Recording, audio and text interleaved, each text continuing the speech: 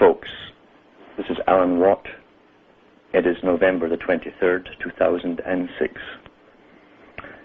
Tonight, I'm bowing to a little bit of pressure. I don't normally bow to any kind of pressure, but this will tie in with some of the talks I've given in the past. And it's about the culture creation industry, how ideas are downloaded into people's minds via fiction primarily, using high drama with emotion plus crisis.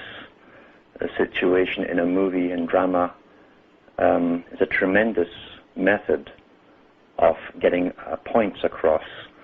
It's almost like coupling an idea with the drama, and it's downloaded like a virus into your subconscious, and you're being programmed, and it's called predictive programming.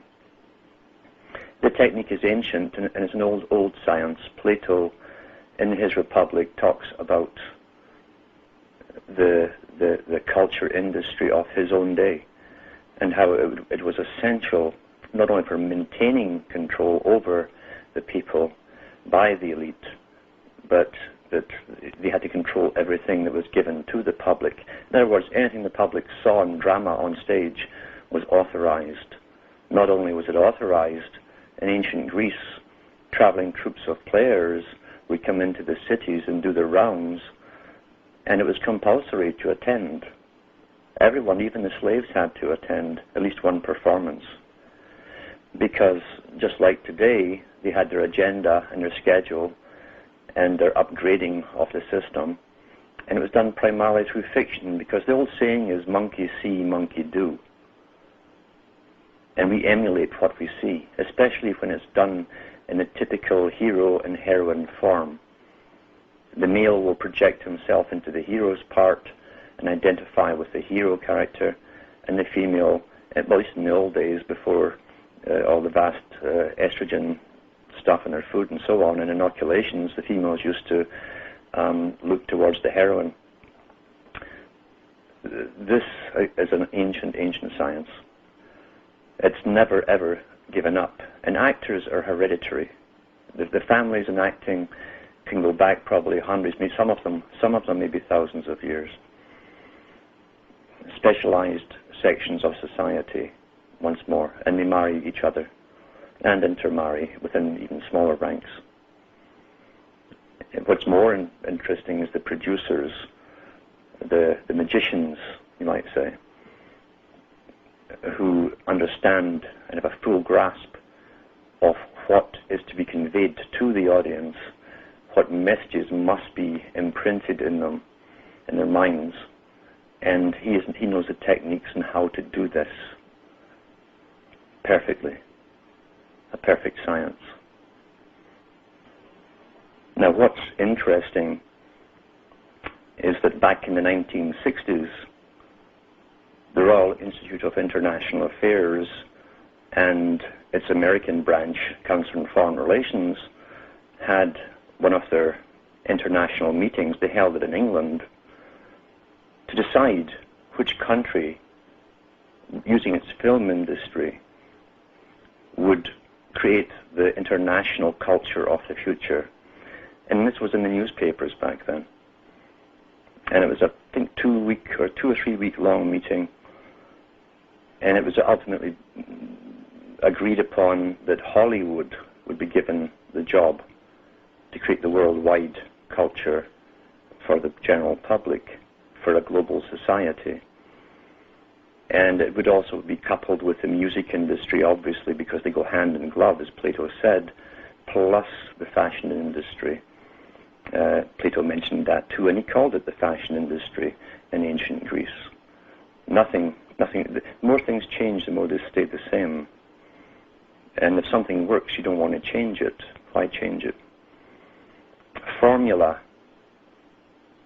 of human behavior is just a science. Each part of the direction that you want it to go into is just the ability to understand the formulas involved and then what buttons to push and what sequence. And it is done in the right way, the right presentation, with the right propaganda, the public will react and do exactly as they're being programmed to do. It's worked in the past, it will work in the future. That's why they're utterly confident that they can change society, even back to infanticide if they wish to, because they'd done that in ancient Greece. So it was taught and practiced there.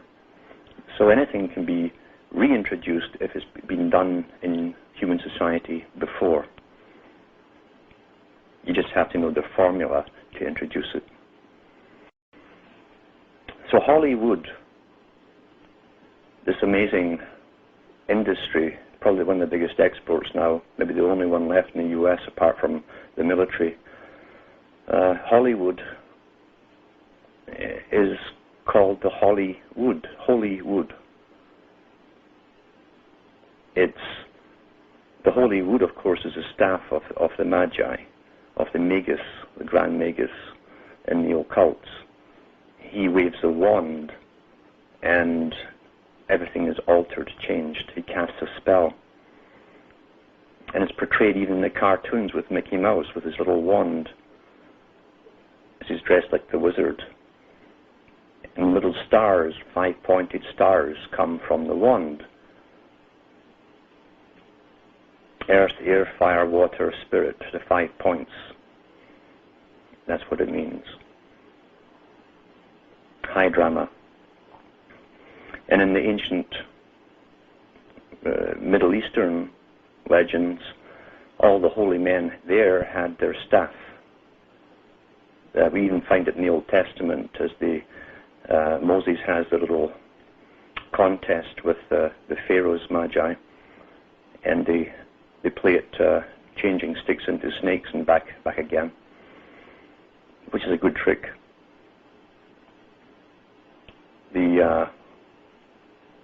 But the trick of conducting a spell over the audience is by using a staff, the holy wood.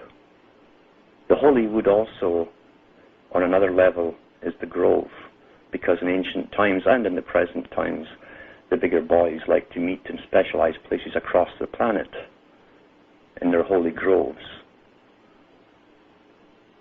Very, very important. There's much more to this even in Jewish folklore about the groves.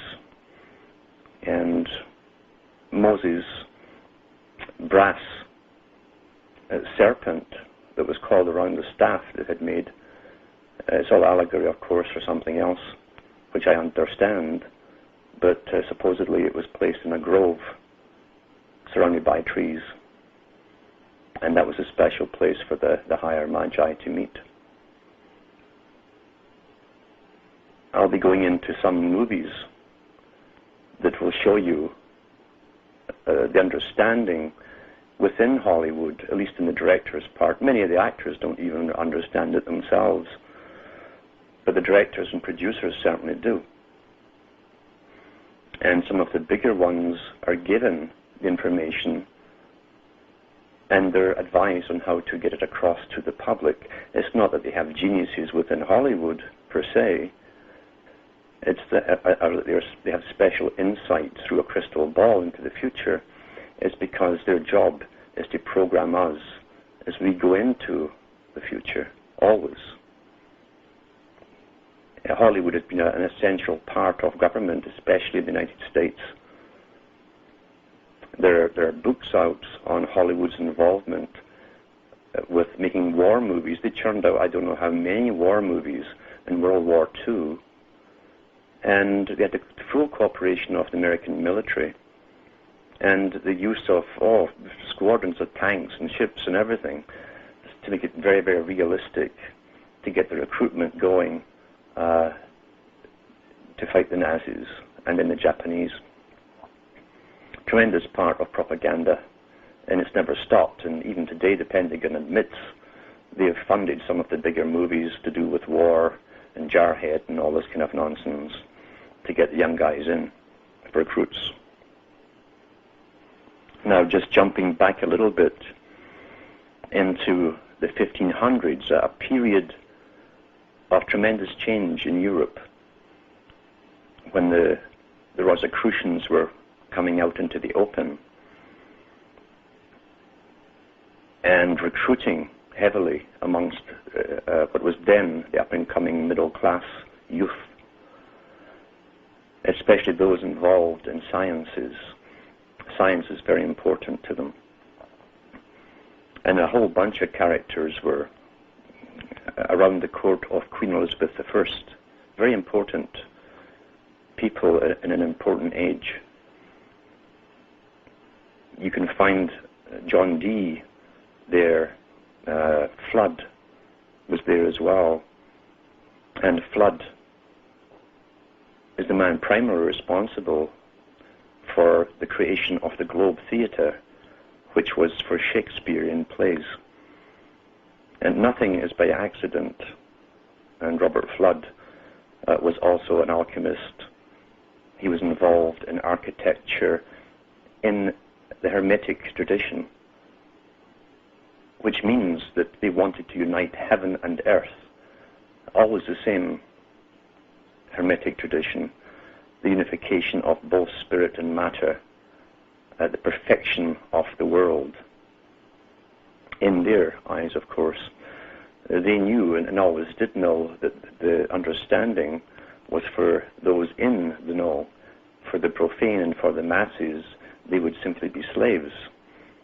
They had no qualms about differentiating themselves as a higher class of people, a specialized type, intellectual type.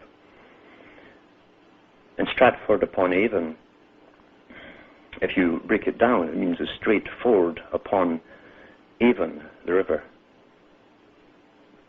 And a ford is to cross a river.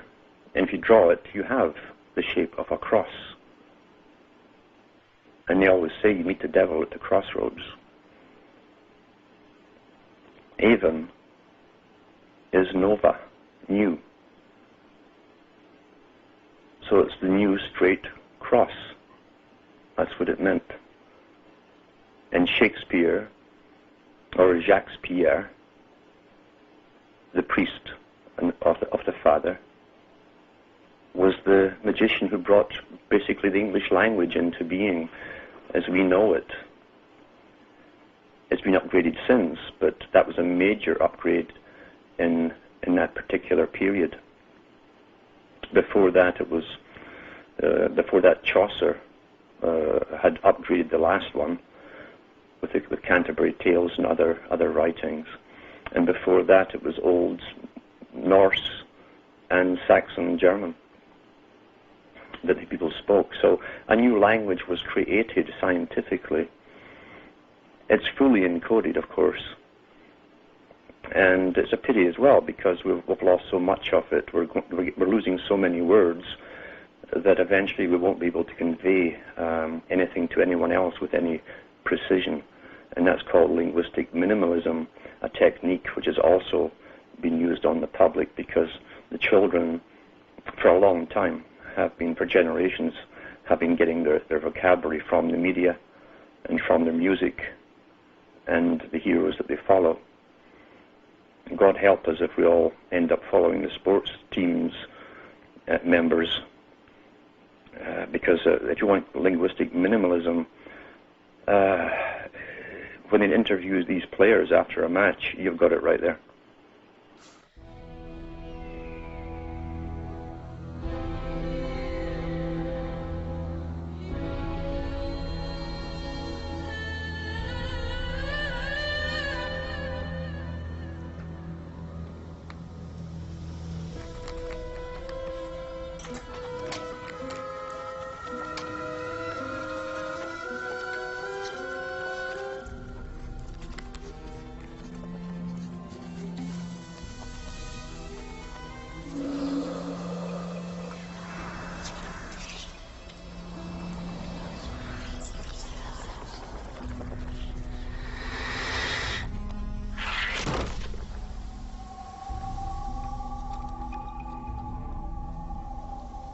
Únete al humano y poséelo. Apresura las palabras hacia la mano del escritor.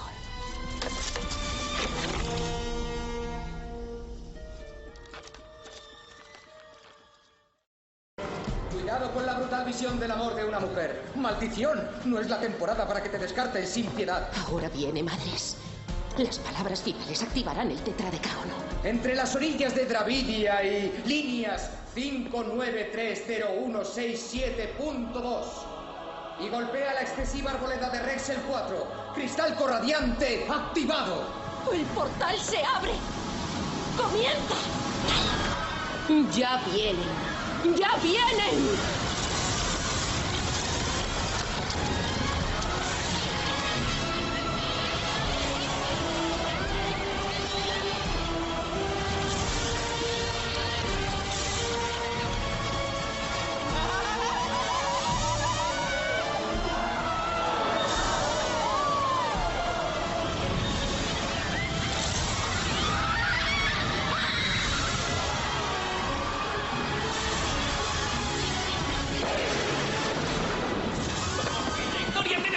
¿Qué puedo hacer? ¡Invertirlo! ¿Cómo quieres que haga eso? La forma del Grow da poder a las palabras, pero tú eres el poeta. El verdadero genio, el único hombre que puede hacerlo. ¿Qué palabras? No tengo ninguna preparada. ¡Eres William Shakespeare! Pero estas frases carionitas necesitan tal precisión. Confía en ti. Cuando estás encerrado en tu cuarto, las palabras llegan como magia. Palabras con el sonido correcto, la forma correcta, la rima correcta, duran para siempre. Eso es lo que haces, Will. Eliges palabras perfectas. Hazlo. Improvisa. So the 1500s was a tremendously important time. It was also, as I say, the introduction of the Hermetic thought, the perfection of man, which means more than just a superficial perfection. They're talking about going all the way into the real religion, which is to recreate that which was separated from God. And that goes back to the allegory of Adam and Eve.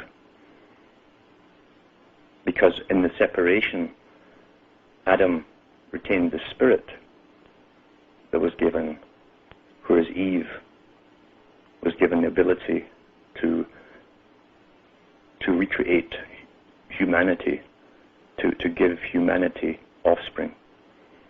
And that's the big secret in Masonry. And that's why they don't really appreciate women so much. They have no spirit. And Albert Pike said that the woman can only reflect the light of her husband. He is the sun, she's the moon. The moon has no light of its own, it reflects light from the sun.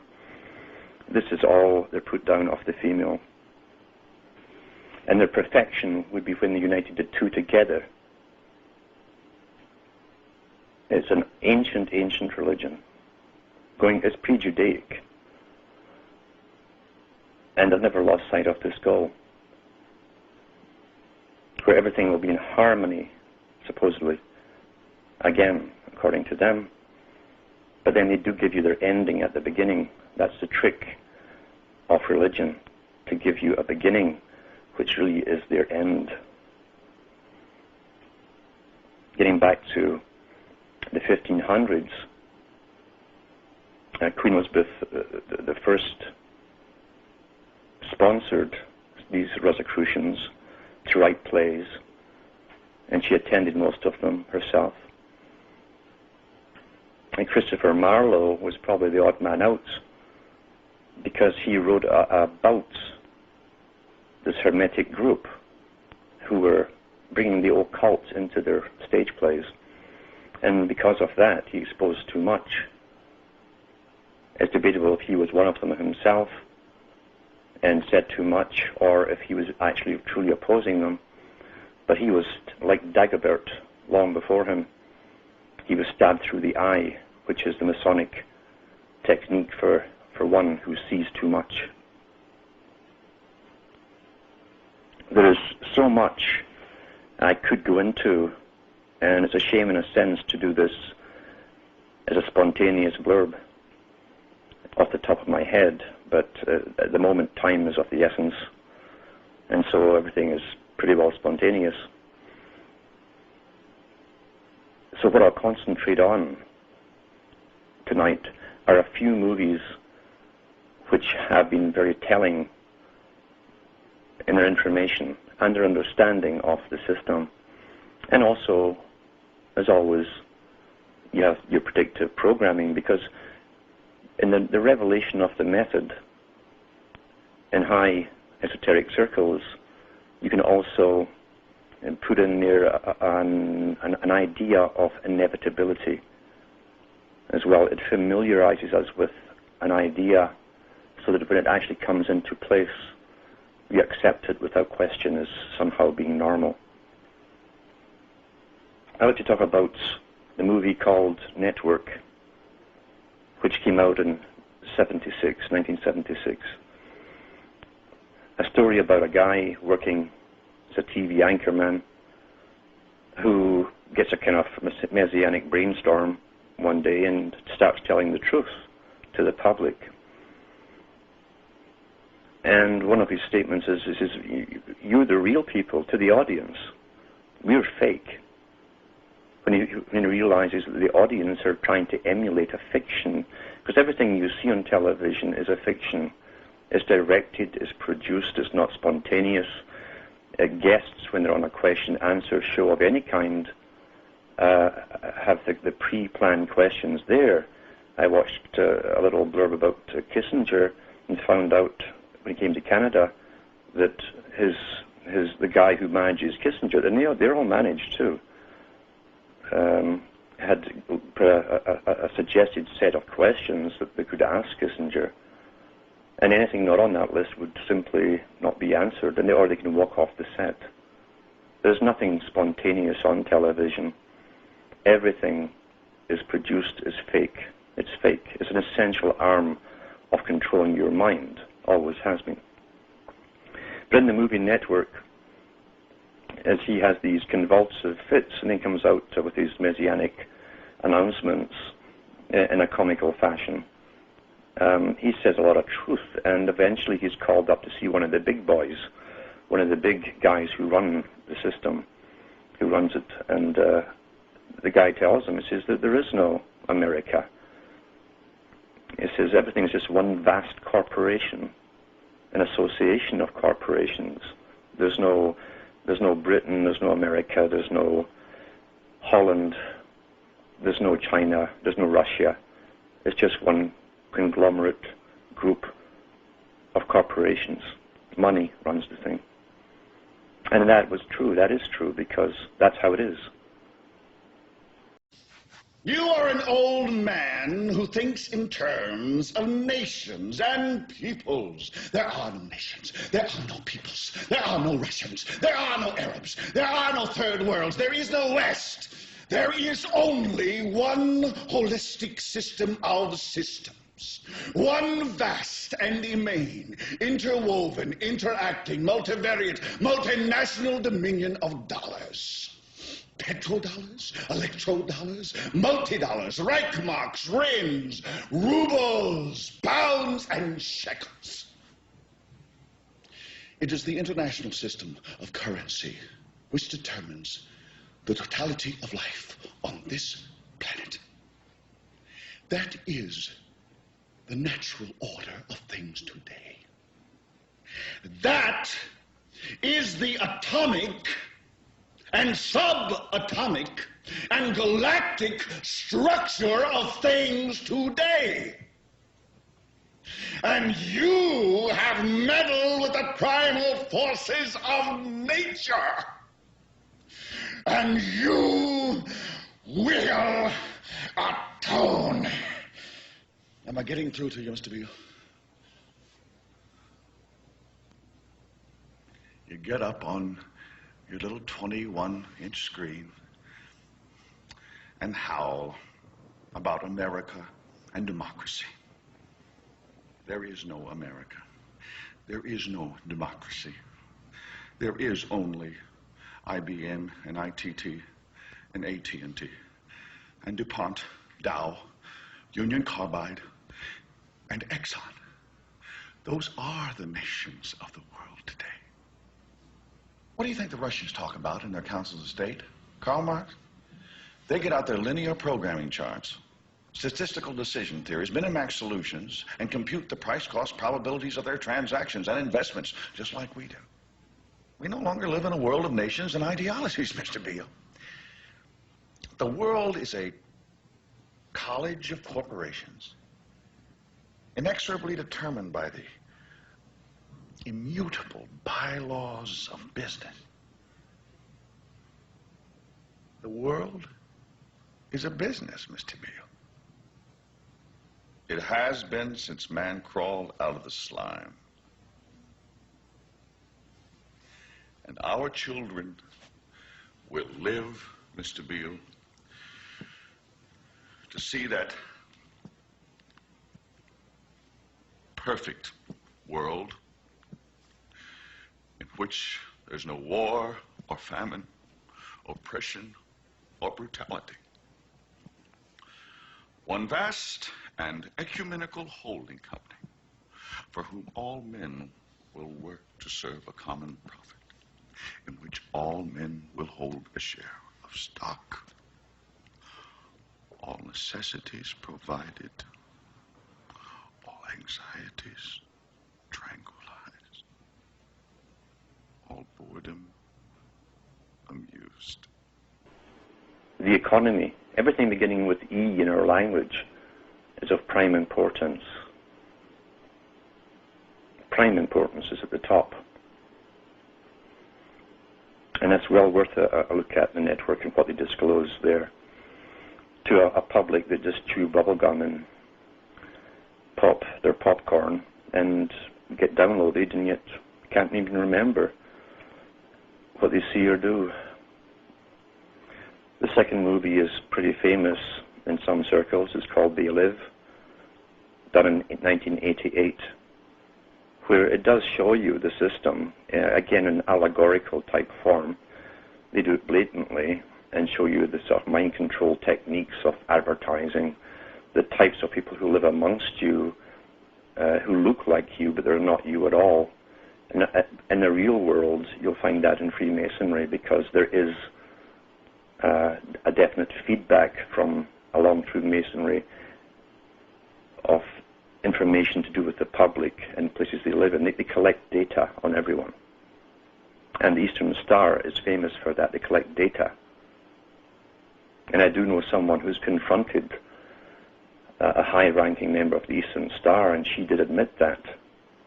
And I do know that in a place I used to live, the Grand Master of the local lodge there were around all these elderly women who were Eastern Star members, and he collected the data, the what's what on everybody, the gossip.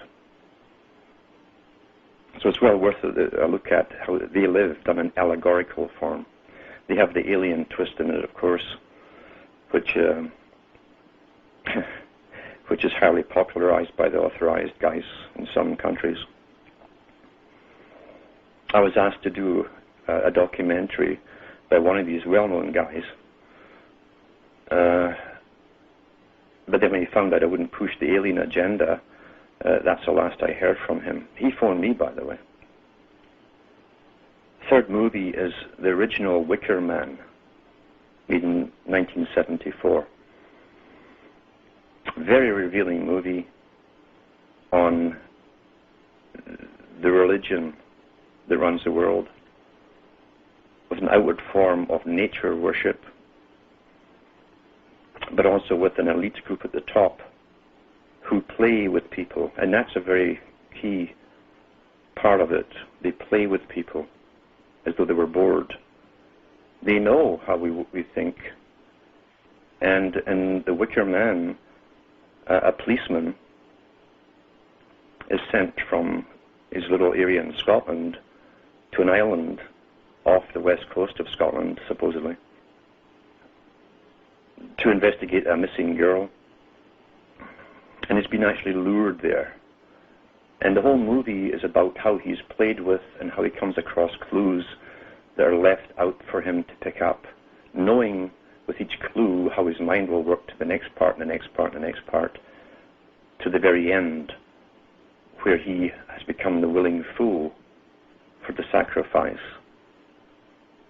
He was a king's representative, so he was important. He came willingly, very important too.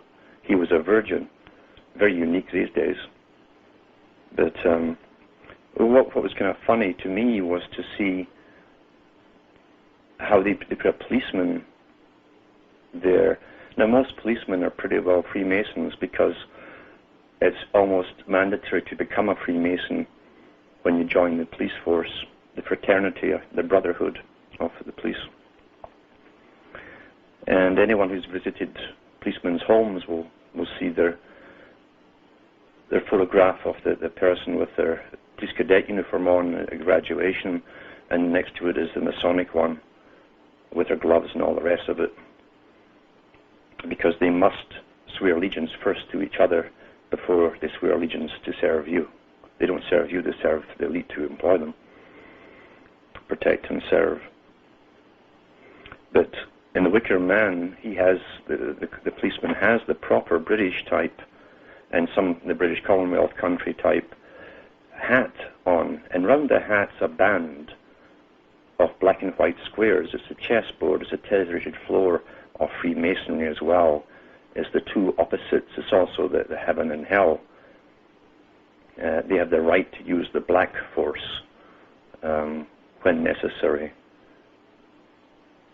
And that's why they stand up for each other as well, and often change their little books and their stories to justify what they're doing. So that was the only part that didn't make sense, of course, but it takes someone to understand that, to see that.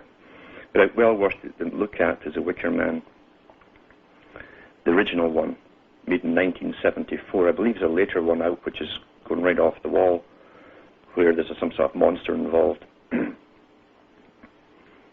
Another movie to see,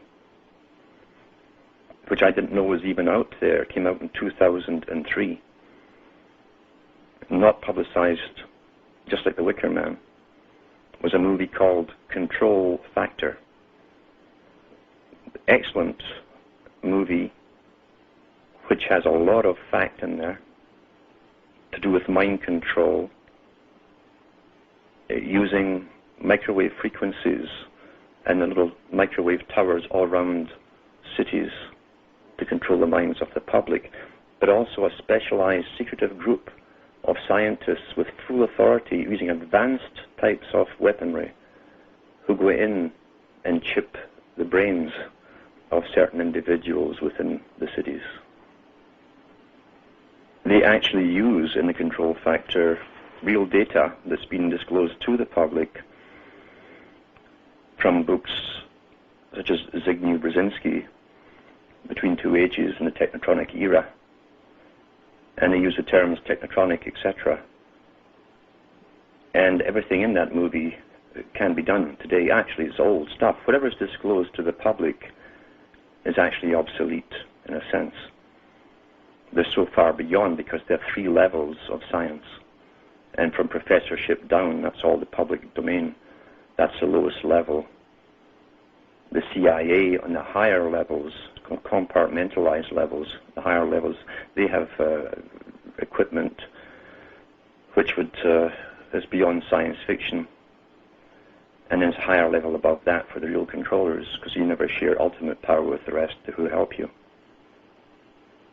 So Control Factor 2003 has even been shown across European countries, and as I say, I never heard of it here till someone in Belgium brought it to my attention. Well worth seeing. Another one to look at is from Germany, but it's available in the stores over here for rent, made in 2002, and it's called The Experiment, with English subtitles. Excellent movie on a topic I've mentioned before, how people become what they work at, like Mr. Postman and Mr. Policeman and Mr. Soldier and this kind of thing. But the experiment, and these experiments have been done many times over, I'm sure. It takes place in a mock prison, and a whole group of people come in. I think there's 20 of them. 10 are dressed up as the prison wardens, 10 as the prisoners, and in a short space of time, the control freaks within the warden society begin to become the wardens and use the same techniques and measures against the prisoners, and in no time at all you've got a real situation going. it shows you, it's a very good expose on how easily people are persuaded and controlled and indoctrinated to become that which their masters want them to be. One of the most commonly talked about movies to do with, oh, the scary stuff, oh, children, I want to drink your blood, is Eyes Wide Shut, done in 1999. Very well done by Stanley Kubrick, who was high up there in the high Freemasonry. He did 2001 and 2010 for Arthur C. Clarke, so he understood the agenda. He died just after the movie. Some say that he went too far with the movie. Again, that could be speculation. And you have to watch it and follow it to understand what's going on. And even then, take note of the street names and all of the names you hear in that movie, and pronounce them backwards and forwards and so on. There's a lot more in it than most people ever imagine. You'll see that the type of ceremony they'll have at the top, where do what thou wilt is the whole of the law, where there's mass promiscuity within these secret meetings, orgies, you might say. And masked as always, they love the masks at the top. And the masks are the ones of ancient Egypt, the hermetical sciences again, with the jackal head and various other heads on different people. You'll see Thoth in there. Sometimes it's called Thoth or Thoth of Egypt. And the simple secret behind Thoth, who brought writing and mathematics and all this to society, it's not a person or a thing, it's thought. That's where the word comes from, thought. Most people never do it, never use their own thought. But Eyes Wide Shut shows you again, similar to The Wicker Man, how an elite play with one character right through the whole movie. And this character has no idea he's been led along. He's coming to the conclusions they want him to come to. He goes places to find out what the mystery is, and they always know he's going to go there. They in a sense lead him on the whole way, right through the whole movie. And they kill people in the movie just because to them it's a game, it's nothing. They're untouchable by society. There's no police going to come after them, no inquiry. Well, we're seeing. And these groups do exist. Another good one to see is called THX 1138. And this is a speculation on a society which is totally controlled and bred for their purposes. And they live underground. They never get to the surface, but they work at the jobs that's dictated for them. They're drugged all day, they're tested, their urine's tested to make sure they have enough of this or that drug. They have speakers that talk to them and tell them what drugs to take, or take more of this, etc. A totally regulated system where they're never fully conscious. They have no sense, really, of individuality in this movie. A comical part is where they even have a computer screen where you can go and make confession. And a picture of a priest comes on, and you tell him all your little thoughts, and of course it's going right to the controllers at the top. Well, what's new, eh? But well worth seeing. Another good one is Logan's Run. And that was made as far back as 1975 with Michael York. And again, an artificially created society where no one grows past the age of, I don't know if it was 29 or 30. And when they get to that age, a little implanted chip starts to glow in the palm of their hand. And they go into a sort of circus where everyone comes around in an arena. An arena just comes from the word aron, high priest. And they sit there and they watch what they think is an irreligious experience, where these people are going to the next life, and in reality they're being killed off, and the whole system is run by computers. That was the way of taking care of their population problem. There are no old people in the movie, interestingly enough. Christopher Walken has been in some interesting movies. I think one of them, back as far back as 1972, was first called The Happiness Cage, and then it came out under The Mind Snatchers, where he's a soldier who causes trouble, young and cocky in the military, and he's taken off for medical experiments. And the whole movie is about him figuring out what's happening, and it's very Tavistock in its setup. And they did have, and they do have, these institutions, by the way. And the whole idea is to implant you with a form of chip and control you remotely. Now, they've done that in Tavistock, as Aldous Huxley talked about on his talk at Berkeley, which is on this website. And Huxley, this great winner, thought this was fantastic, a great improvement in society, sticking wires in their head and punching buttons and getting them to move like robots. So that was in that particular movie, The Mind Snatchers. Walken was also in another one put out in '83, and it was called Brainstorm, where he's a scientist involved in making a machine or a head, a form of headgear that would interface with computers and be able to transmit people's minds across distances and be picked up again by other computers. This isn't fantasy either. These things actually do exist. It's always used eventually, even in the movie, for military purposes. But it's well worth looking at this movie to see how far back they were showing the public this kind of thing. And as I say, it's a form of telling you in a legalistic sense what's coming, but it's also a form of programming you to simply accept it when it really comes into reality.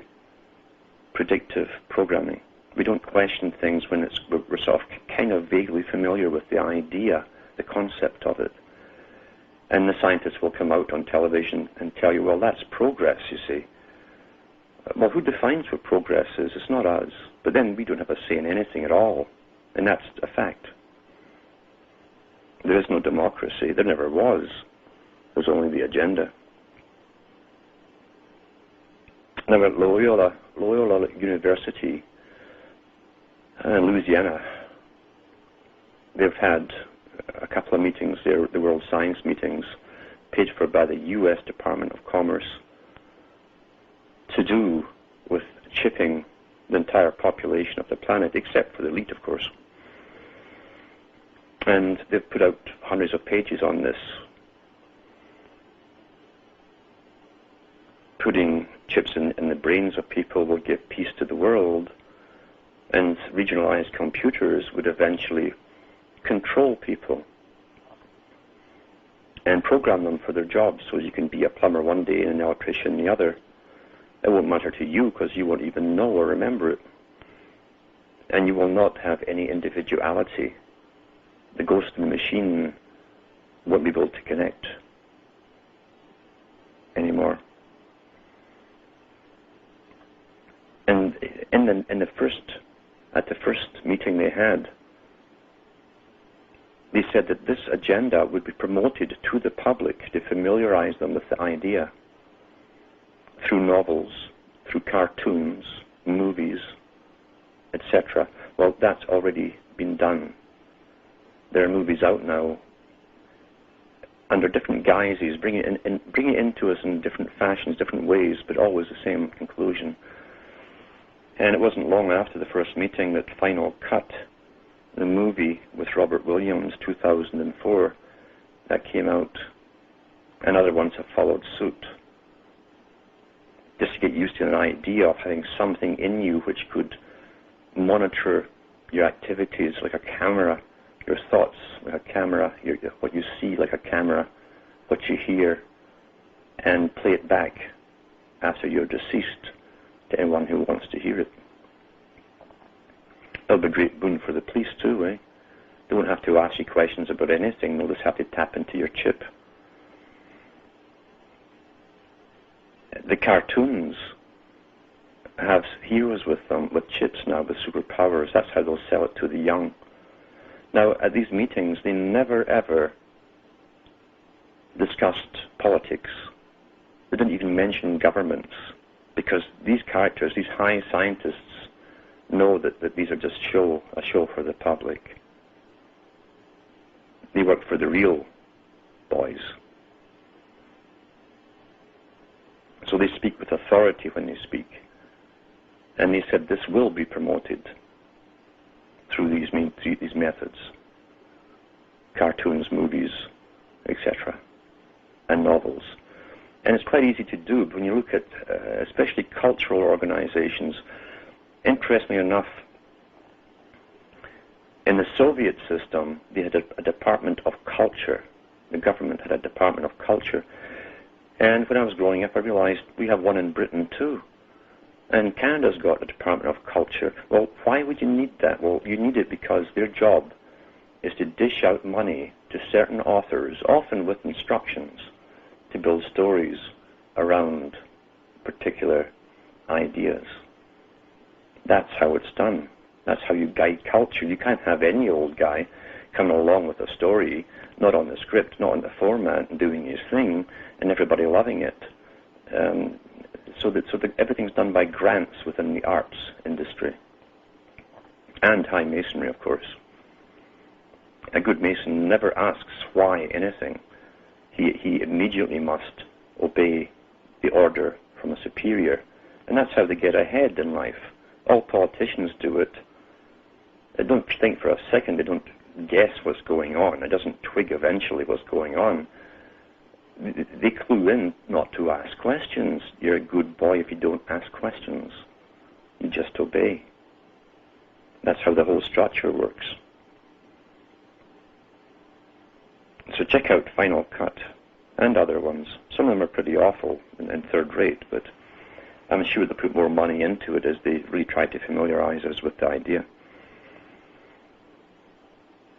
They haven't yet, I don't think, put out movies where a child is found who's been kidnapped because they have a chip. I'm surprised that these things on these TV dramas they have, there's nothing on television anymore except sports, TV dramas, lawyer dramas, and hospital dramas.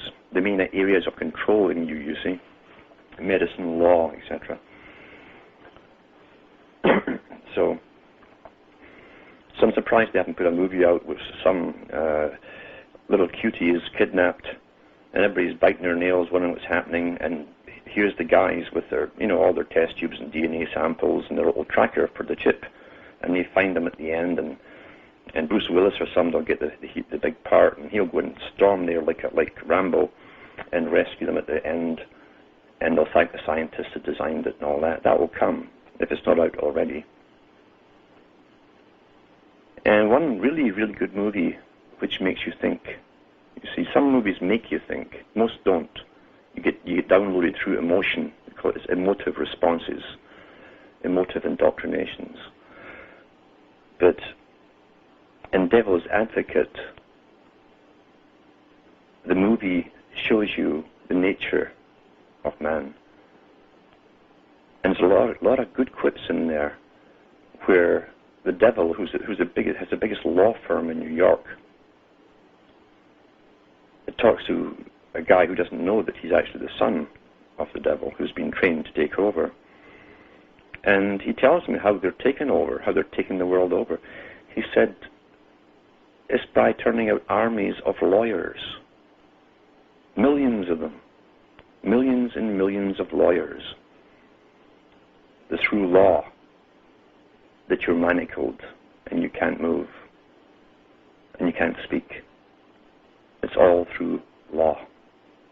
Law is a wall around your mind. These are a few movies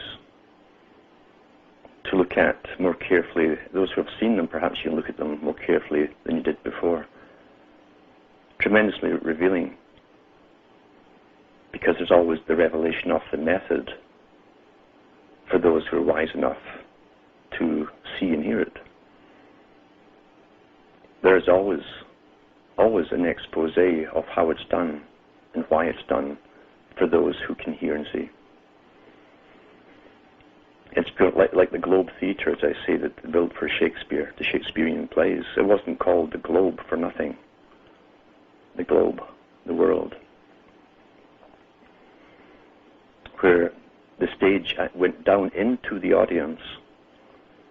And in those days, they brought in audience participation. They made you involved, you get involved in the story. And many people got carried away with the drama and thought it was all real. And when that happens, the actors know they're convincing, it's working.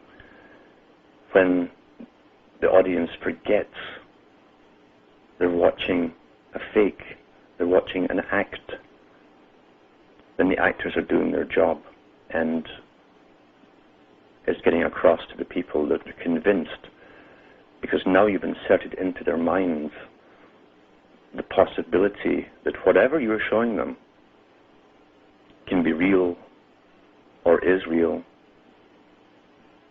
and you've actually changed them.